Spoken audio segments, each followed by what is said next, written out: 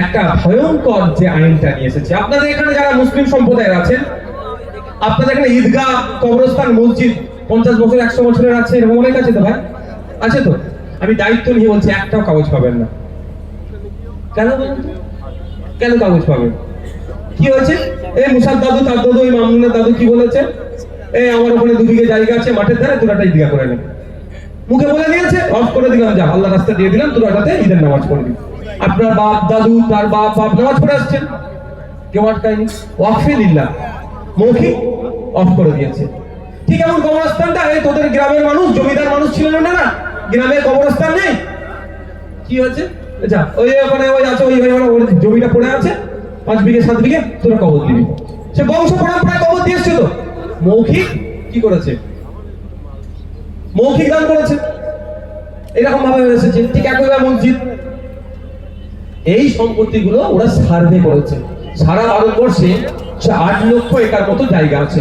একটা জিনিস ভুল ভেঙে দিই, ওই 8 লক্ষ একর জায়গাটা নিয়ে যারা আমাদের মতো বক্তব্য দিয়ে গরম গরম পাবলিকে হিট খাওয়ায়, পাবলিক একদম লাভ করে উঠবে যে ইন্ডিয়ান আর্মি, ইন্ডিয়ান রেলের পরে ওয়াকফের জায়গা তুমি দখল করছো, মানছি না, মানবো না।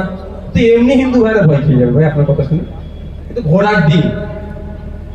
সাউথে 2টো মন্দির আছে, ওই মন্দিরের দান করা সম্পত্তি যা সারা ভারতবর্ষের ওয়াকফ সম্পত্তিকে এক সাইডে করে দেবে।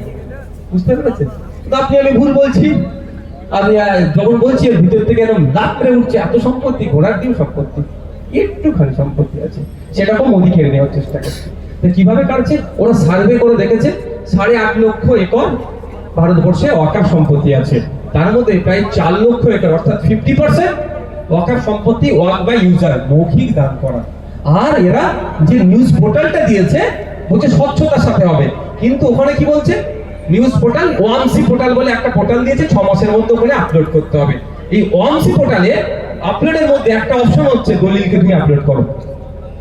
এবার আপনার এখানে গেলে 400 বছরের পুরাতন কবরস্থানে দলিল পাবেন তো? এটা কারোর কাছ থেকে জোর করে কবর দেননি।